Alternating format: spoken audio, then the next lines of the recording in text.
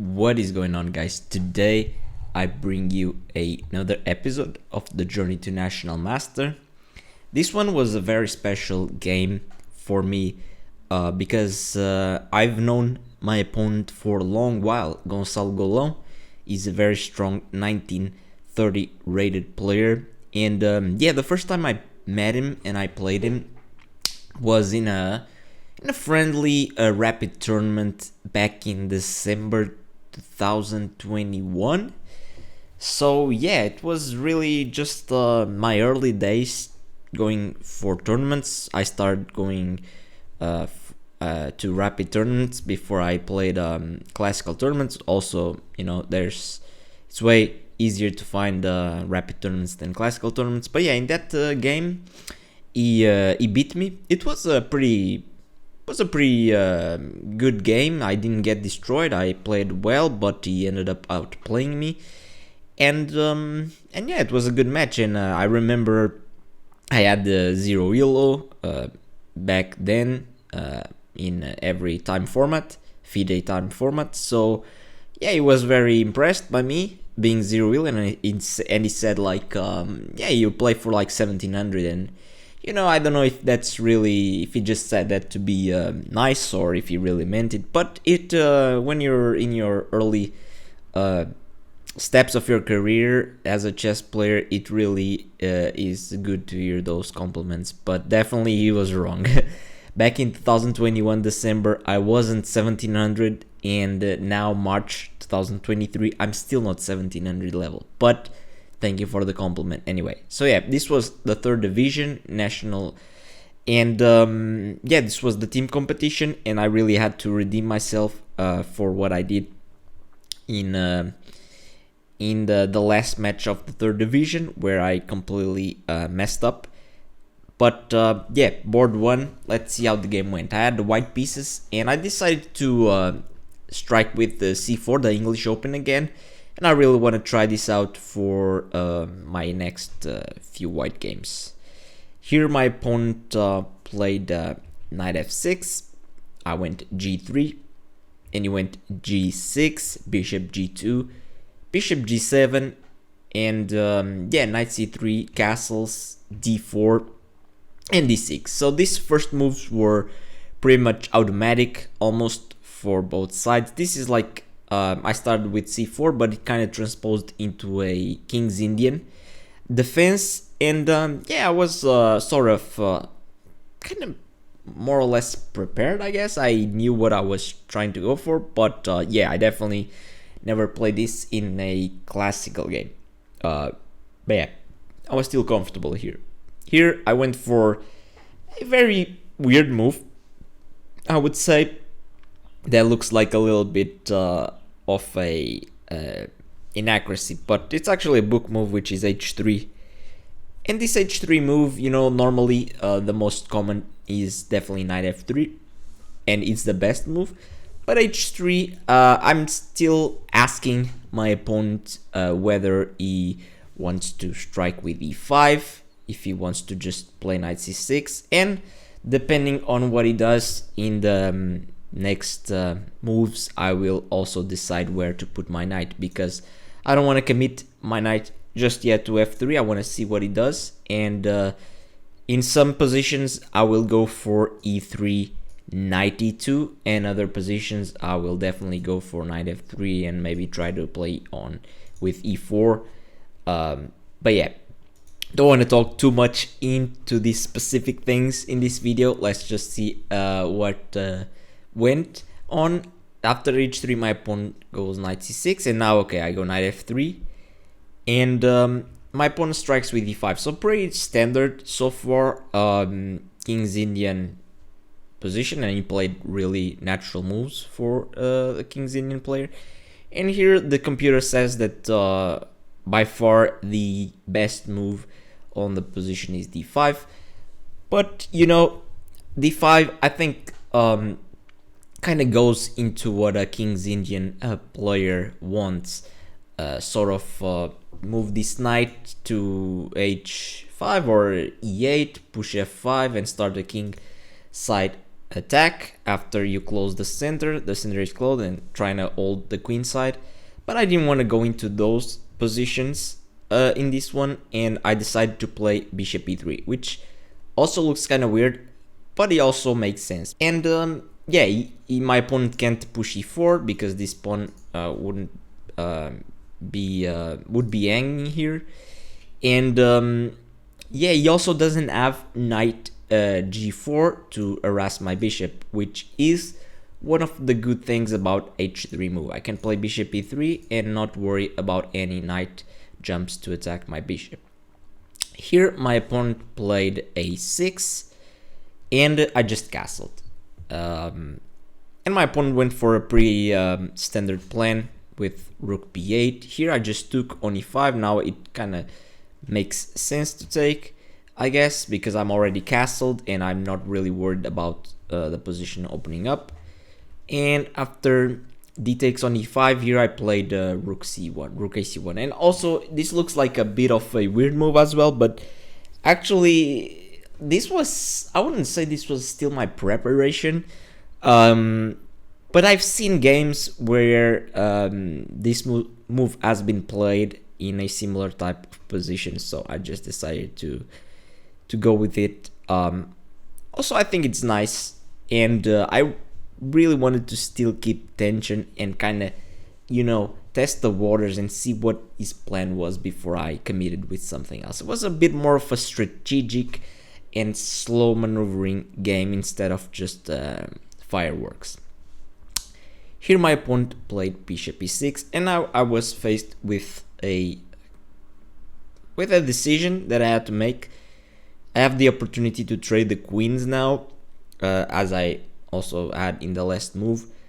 But the thing here is that now if I don't trade the queens, my opponent will definitely keep the queens on the board as well.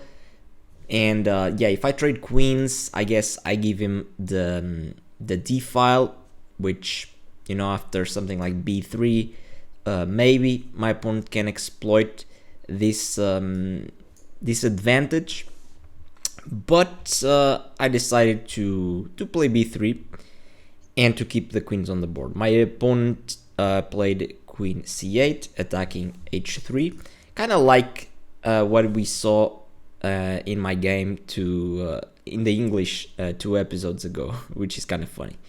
Here I played king h2, and my opponent played rook fd8.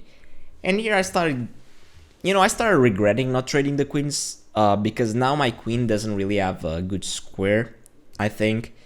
My first instinct was to play queen c2, but after some thought, I didn't really like that my opponent had a lot of ways to harass my queen and to kind of misplay it, such as bishop f5, making my queen move again, or even just the straight up knight d4, which I didn't like because my queen had to move again.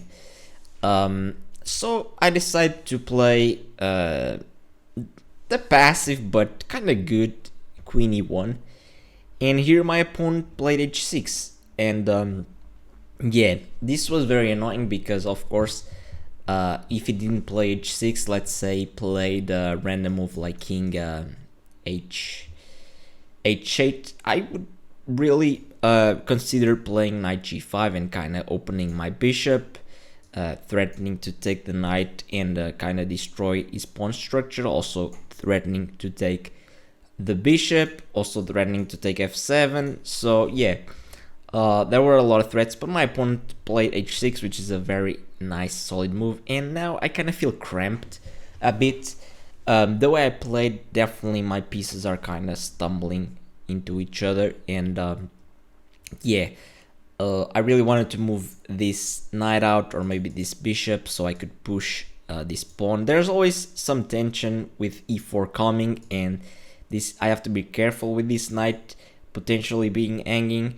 But yeah, after h6, I thought for a good amount of time, and I actually came up with the best plan and the best move, which is rook cd1. And these kind of moves are hard to make because I just moved my rook to c1, and now I'm moving the same rook to d1. But this is indeed the best way to continue to try to free up my pieces and contest the d file, which is very important. Here my opponent played b5, which the engine sees as the first big mistake of the game. I took on b5, and after a takes b5, I took the rook, and he took back with the queen, and now I have a decision to make. What do I do? I thought my first instinct was to play queen d2, and my idea was, okay, I'm threatening the pawn on h6, I'm contesting the d-file. If my opponent trades queens, I thought that I was gonna be very happy with this, because now my pieces are kind of free. And I ended up finding a very, very strong move here, and way more aggressive, which is queen c1. And actually queen c1, I only realized after I played the move that there's a lot of threats here actually in this position, and queen c1 is actually a very, very good move. And now you see why b5 was definitely bad at that moment, because now let's see, the pawn on h6 is hanging, the pawn on b5 is hanging, because the knight is hanging here, and there's a lot of loose pieces. Also, maybe rook d1 is coming with a tempo on the queen. So yeah, definitely I just turned around and I'm actually better here. My opponent thought for a while and he played king h7, which, you know, the engine says that it's another big mistake, but yeah, I didn't end up punishing. Actually, this is a very interesting position. There's a lot of possibilities in tactics, and I want to ask you guys if you want to try to find the best move according to the engine in this position. Write it down in the comment section down below if you want, and explain what you saw and the variation that you calculated. 85% of you guys that watch my videos aren't subscribed. If you enjoyed the videos, I would highly appreciate if you could hit that subscribe button. Let's get back into the video. So yeah, the best move here, according to the engine, is knight g5 check. And this move is crazy. Like, what is knight g5 check? Knight g5 check has a clear purpose of sacrificing a piece here, and after h takes g5 to capture the knight on c6, which was hanging. I think I considered knight g5, but not for more than like a couple of seconds. And the reason is that after b4, I really thought that I had to play something like knight a4, and okay, I did ruin his pawn structure a bit, but I was even looking at things like g4, just trying to get rid of the weakness straight away, and I didn't really find this position really comfortable for me. Like, my king is kind of weird here, my knight is misplaced, and yeah, I wasn't really feeling this. But the biggest reason I didn't even consider knight g5 check as being that good was because I saw that I could easily just win a pawn with knight takes b5, and that's what I ended up playing. But I took a long while to actually play this move, because you have to make sure that the tactics work in your favor. Here I was calculating knight takes b5, and I was calculating knight b4, and I was seeing, can I take on c7 to counterattack? And I thought, okay, maybe knight takes c7, and then if rook c8, I have knight takes on e6, counterattacking his queen. So if he takes my queen here, I take his queen on d8, and I'm up a piece. But I thought, okay, what if here he moves his queen over here, for example, to no, here no, because the rook is hanging. But what if he moves the queen like here, attacking the knight and also protecting the rook? I saw that I could move back with the knight, and yeah, I was trying to calculate all of this, also knight c7, kind of knight a2, this sort of stuff. But I saw that even here I had the same tactic of attacking the queen, and let's say the queen moves here to to attack the knight, I could also move my queen somewhere to attack his knight, for example. And after takes, I would just be up a piece. So I calculated all of this and I was very happy. And I decided, I mean, if I don't take the pawn now, I also thought about rook d1 here. But I was like, okay, he moves his queen. Let's say he moves the queen to e8. And now I can't really take this pawn because the knight is protected by the queen. So yeah, I mean, I can take a pawn. I mean, I have to take the pawn. If it works, I have to take the pawn. And so I did. I took the pawn. And after rook takes, my pawn played rather quickly. I took the knight. And here my pawn quickly played rook a5. Which, it is another mistake. And I want you guys to pause the video again and try to find what is the best move to punish rook a4. Rook a5 here, what is the best move for white? Write down in the comment section down below if you want. And yeah, here I spent a long time thinking of what to do. The first thing you kind of check here is the pawn moves. The first thing I checked was just simply a4. But I thought, just bishop takes on b3 and yeah, there's nothing I can do. I just lost the pawn and I'm gonna lose the second one here, so yeah, there's nothing. Also, I thought, what about queen c2? Kind of protecting the pawn on a2 and kind of saying, okay, I got your pawn and now I'm gonna try to consolidate. I didn't really like this because of bishop f5. And now if I want to keep a look on the a2 pawn, I have to play queen b2 to keep protecting the a2 pawn. But here I didn't like e4. And this comes with a nasty threat. Let's say I just move my knight to, let's say d2 or h4, doesn't really matter.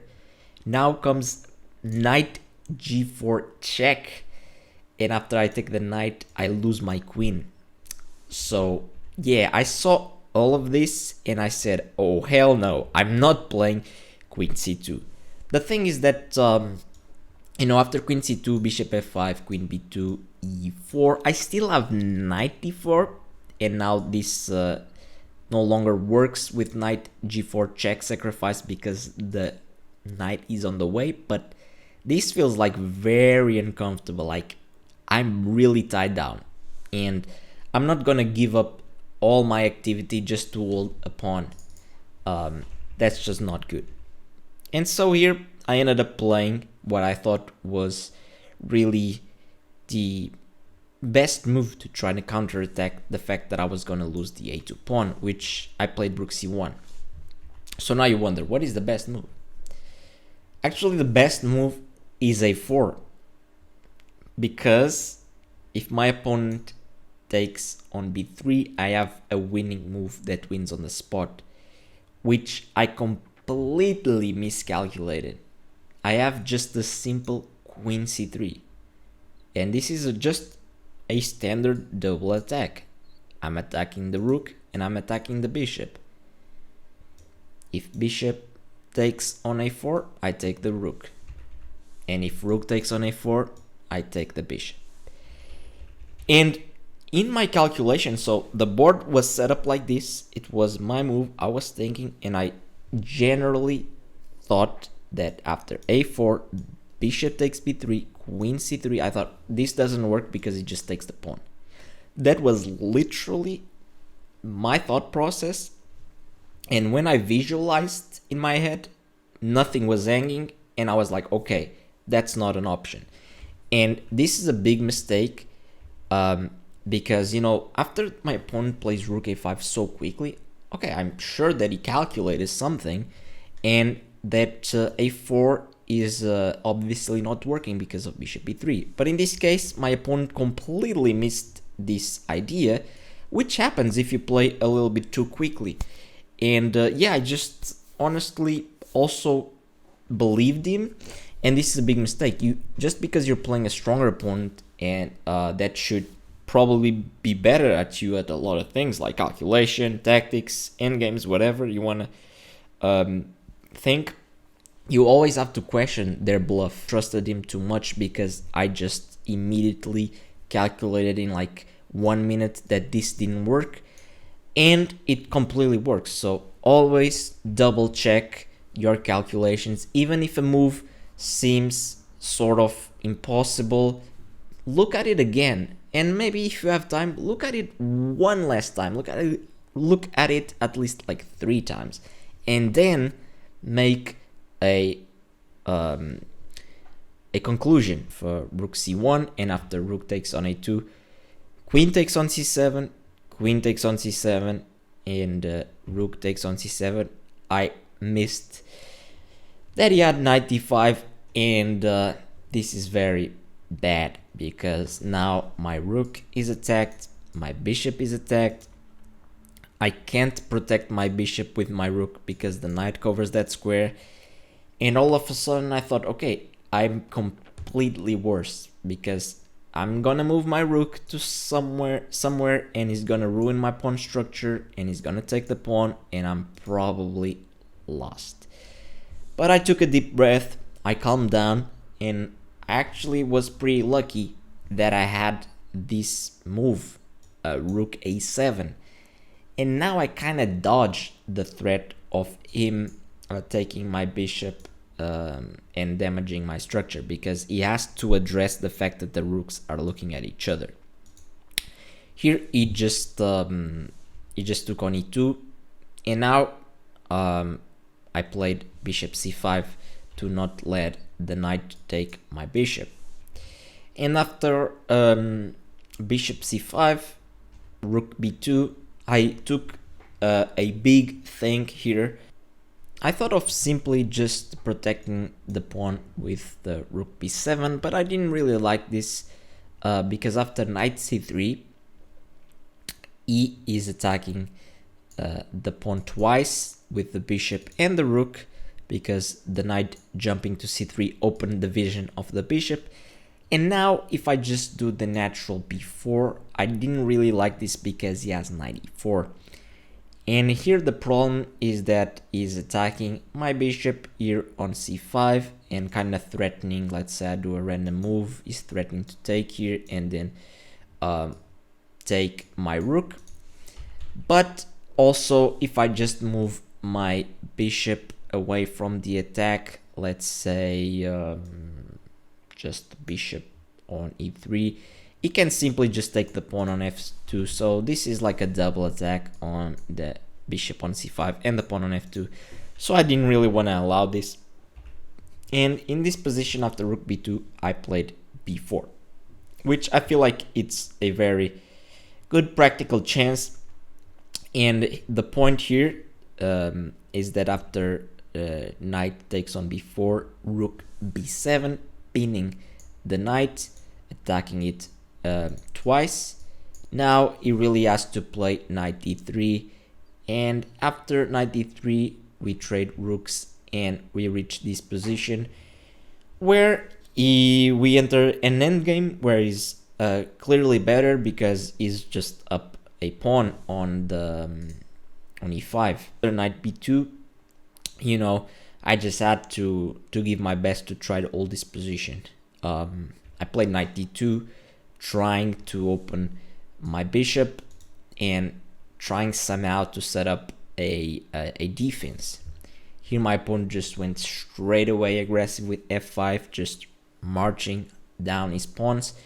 I played bishop c6. I was kind of worried about all these sort of jumps with the knight, knight d3, knight a4, and I decided, okay, let's cut at least one of the squares. But I thought, okay, maybe he plays knight d3, and here I was like, I might have to play something like bishop b6 perhaps. Bishop c6, my opponent went g5, and here I started like calculating like a madman, because yeah, I mean, these pawns are just marching forward. Apparently this was a mistake. The best move would be here e4, but these endgames are very complicated to prove an advantage. But my opponent just went for the straight up just pawn push, pawn avalanche, and yeah, I had to be worried about e4, I had to be worried about f4, g4, and I decided, okay, let's play f3, which is the best move. f3 kind of prevents g4, because if he plays g4 here, I just take, and after it takes, I thought that after bishop e4 check here, I mean, I would be fine and I wouldn't have to worry about much. So yeah, g4 didn't really work. Also e4 of course doesn't work, because I just take, and we are just completely equal here. And on f4, which was the trickiest, I thought that I could really just lock up the position with something like g4 here and then put a knight or a bishop on e4. I still had to think which would be the best piece to sit on e4. But yeah, I thought that this would be enough to kind of hold. But after f3, my opponent went h5, and now he has all his pawns on the 5th rank, and he's just like, okay, this is like tough, like what is going on? Now he's probably threatening g4. Let's say I just do a random move. Can he play just g4 here? I have to calculate all of this. But here I ended up finding the best move, fortunately, which was bishop e7. Kind of an annoying move for him, because, you know, the thing with pawns is that when you push them forward, they can't go backwards. And I'm pretty sure that in this position, my opponent would prefer to have his pawn on h6. And here, okay, how is he going to protect g5? Does he go bishop h6? This kind of looks awkward. Does he go king h6? Yeah, he kind of went king h6. I also was looking at king g6, but here I have bishop e8 check, and after bishop f7, I thought I could just take and equalize immediately. So yeah, this position was kind of uncomfortable for him. He played king h6, and here I played king g2, saying, okay, I think I'm fine here. Let's just move the king and ask him, what do you want to do in this position? Here my opponent played knight c4, which came at a big surprise, because I thought, okay, the more pieces I trade, the closer I am to a draw. So I just immediately took the knight. He took back with the bishop, and now we have this really weird bishop endgame where we both have the bishop pair, but he has an extra pawn.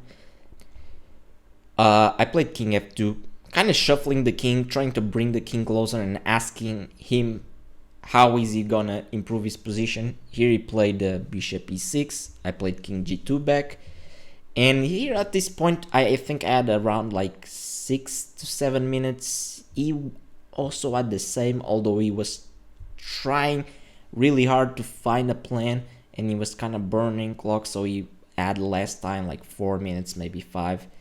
And yeah, here he finally just striked with g4. I took on g4, it took back.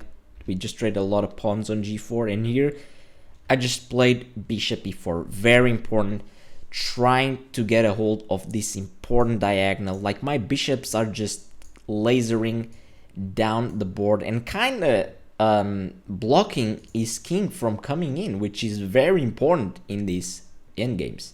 So his king is kind of trapped, almost. So yeah, after bishop e4, my opponent played king h5, which I didn't really understand that much, but okay. I just played king f2, shuffling, and after bishop f7, I just said, okay, just king e3, and then he played bishop h6 check, and I was like, okay, I don't think I like this that much, because my idea here with king e3 was that if he played bishop g6 directly, I would just take, and then play king e4, and I'm gonna pick up this pawn on e5 eventually. I can even maybe sacrifice it and then win the pawn on g4, and I thought, okay, this is just a draw. But this was very clever from him to give a check first, to drive my king away to f2, and now after bishop g6. I thought for like a minute or something. I didn't want to burn all my clock, but I thought. And the important decision is, of course, do I trade the bishops or do I keep them on the board? And I ended up keeping them on the board, which is definitely the correct move. Keep the bishops on the board, and so I did. Here he played bishop d2, and okay, he's trying to get his king out of jail here, and maybe trying to push e4, push e3, and kind of threaten to promote. But I said, okay, let's bring the bishop back to c5. He's doing nothing here on e7 no longer. And actually I had a big threat here. My threat was this king is still trapped, because let's say just does a move like king g5 here. My idea was to force the queen, the bishop trade. Now bishop check is forced to take the bishop, and I thought, okay, this is completely drawn, because I will be able to pick up this pawn or to sacrifice my bishop for all his pawns, and I would just be drawing, no worries. And I was very, very happy with this. And here he played a tricky move, which is bishop c3, and actually I think this comes with a really nice trap. The first move that I thought is bad, which is king e3, because this immediately loses. This bishop c3 is a very nice try to be tricky, because king e3 just now loses to bishop e1, and this is like a very tricky idea, because there's no way for me to defend the g3 pawn. Like, my king can't go on f3, can't go on f2, my bishop can't come back to block this diagonal. And fortunately I saw that, okay, just don't play king e3, and so I played bishop e3, and I realized that after my opponent's move, I realized actually here, but my opponent played bishop d4, and actually this kind of looks a little bit like bad for me, because my bishop is pinned. Of course I don't want to take here, this would just be way too complicated to kind of stop this pawn. But I saw, okay, I mean, he's threatening to take my bishop, I'm more than glad. And actually I realized that after just bishop e6, like, this king here is still trapped. And after bishop e6 he played bishop e8, and I said, okay, I'm just gonna keep my king on f2 and I'm gonna move my light square bishop. So I played bishop f5. This is also a very annoying move for him, because with bishop e8 I realized that he was making a square for his king to run out, and after bishop f5 now his king is stuck still. He can't go here, can't go here, can't go here, can't go here. So, you know, he was frustrated definitely, but yeah, and if he tried to play like bishop g6, trying to trade bishops, I would just sidestep with bishop e6, for example, and yeah, I mean, he still can't do nothing. So here he kind of realized that he really didn't have chances. I think he realized by this point, or even earlier. But yeah, all his tricks kind of ran out, and he just traded these bishops. And after king g5 here, I missed the immediate draw, which the immediate draw is to take the pawn on g4, and after king takes, just king e4. There's no way to stop me from taking the pawn on e5 and drawing the game. I kind of missed this, so I just moved my bishop back, and yeah, the game kind of ended this way. And here after king b4, I just took the pawn and we agreed to a draw, and I was very happy with this one, because I mean, I was playing a very strong opponent. Like, my opponent in the first two matches of the third division, he won against a 2000 player and an 1800 player, so he was having an amazing performance, and I finally put a stop into those win streaks of him, and I managed to hold the game. And yeah, I'm very proud, although this game had some mistakes. from both parts. I missed some moves, but overall I think I'm playing way better, and I'm very happy with just my game overall. And yeah, I'm just gonna keep training, gonna keep trying to get as many games in as I can in terms of classical games. And yeah, that's pretty much it, guys. I hope you guys enjoyed this one. It's a very, very tough match, but we managed to get a good result drawing against a 1930 rated player. So yeah, next week more games will come. I will be playing next Saturday, 2 games, and yeah, hopefully they will go as well as the games I've been going lately. So yeah, thanks for watching, guys, and I'll see you next time. Bye bye.